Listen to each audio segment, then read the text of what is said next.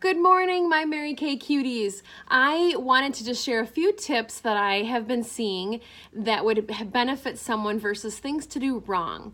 And this is not judgment, it's just an observation. So I did a few steps of my makeup. I don't know if you can tell, I'm really not done with my makeup, obviously. But I wanted to share what could be a right way and what could be a wrong way according to what I've learned over the last 20 or so years. So the first thing is eyeliner. A lot of people tend to put their eyeliner underneath and on top. And when you do a heavy liner, and by the way, pardon me, I have a little bit of a cold, so I kind of look like Rudolph, but I'm only halfway done with my makeup. So when you put eyeliner from a start and a finish, it doesn't really look like it's defining your actual eye. So one, it's not very natural, and I know not all people put on makeup to look natural, but it does tend to make us look tired or weigh us down. And so if you start here and end here with an abrupt, thicker line, it's simply not as flattering. Now, by habit, you might think, oh my goodness, I feel naked without my bottom lashes done. Give it a whirl. You will probably get a compliment as to how you look throughout the day by looking less tired when you didn't even realize it. And people won't even know what it is that's different about you, but that's one tip of what not to do. And the way I did it on my left, your right probably, or maybe it is your left, but on the other eye, I just did a very light little dusting of my liner along my lashes to define my eye, not line my eye. I wished all eyeliners were called eye definers because we don't want to line our eyes. And then on the top, the one rule is you don't want to be bottom heavy. Another rule I should say is you don't want to be bottom heavy with your eyeliner or your mascara. I mean, think about it. Your natural lashes are thicker and more abundant and voluminous on top versus on the bottom. So we want to mimic what's already naturally pleasing to the eye, and God did his job pretty well. So I'm not going to challenge it and go opposite.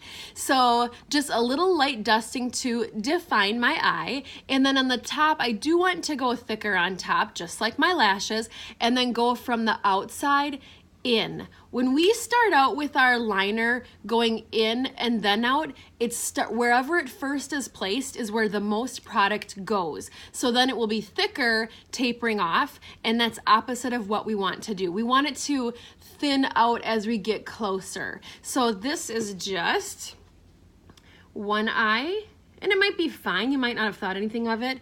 To the other eye, difference, okay?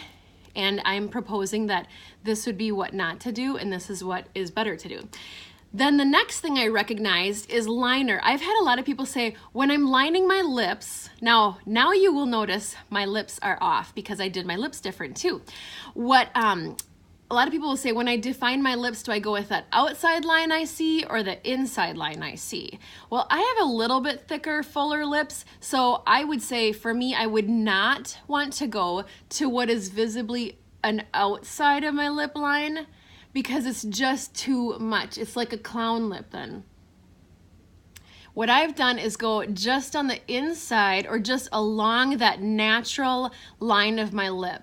And then when I'm doing my lips, I am not pressing real hard. I'm just working to define them as opposed to this side where I was pressing harder. But I'm doing my little bird wing, that little V shape, or I've heard do an X, and then you'll have a perfect V. You want to do that and then not press so hard like I did all the way around, and don't go like this because going here and starting here or going here and ending here will not be symmetrical. So on this side, I'm doing the X, then I brought my top down to the side. Another tip is to try to go from here up because it will naturally round your lip instead of bringing it down. And then I go in the bottom, just kind of a semicircle like this, and then connect. Now I also did kind of fill it in a little bit. So this is just liner and a little bit of lipstick on top, but the real definition is showing you to not just do, see how much that looks like a clown? Don't do the outside lip line. Do the inside lip line or just along that natural line. You can probably see I just got a little heavier handed and it's just too much, okay? So now we've covered eye and lip. Another thing would be with your cheek color. So with this one, a lot of people think, oh, I'm doing my cheeks. I'm gonna do my cheek color, my blush.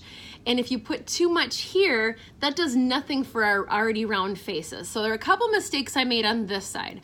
One is cheek color, doing it all right here.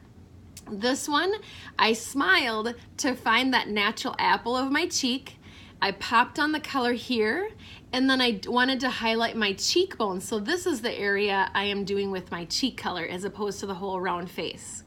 I also added a little bit of highlighter, where people tend to put highlighter a good portion of their cheek, but that will have little pigmentation, that or little reflectiveness, a little shine and shimmer. And I don't want my whole shiny, shimmery cheek.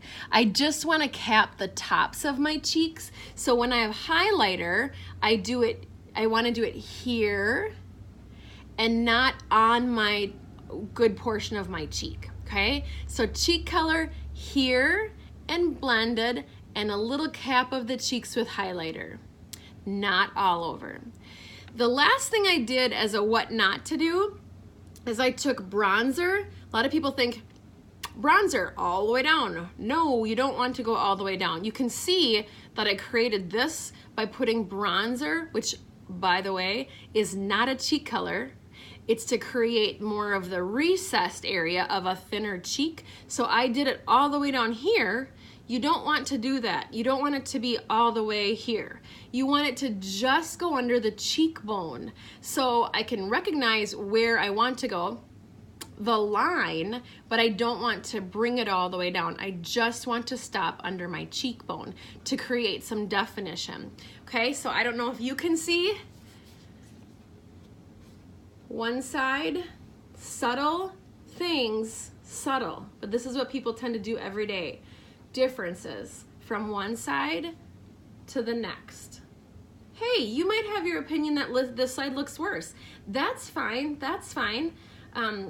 Give it a go and do a video on that, because it takes a little gumption to get online and do a video. And I have not done my lashes yet. Oh, and I also did my brow. Oh, for Pete's sake. Now this is a 10-minute video that I would always suggest people don't have time to do. But I also did my brows, and the main difference is that I think in today's world of fashion and trends, there was this little thing that was the massively new, bigger, bolder brow, and it's a little falsetto. It's creating too much of a square right here, okay? No one has those brows naturally. People don't have that strict, boxy start of the brow, and also you don't want to go down, okay? That brings your face down when you're visually leading people down, okay?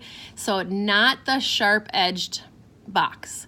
What I did with this side is I did find the start of my brows and just feathered in some extra brow from here to the top of the arch, and then from the top of the arch out. Not so much down, but more out, okay? So it's a little less of a structured brow, but a little more natural.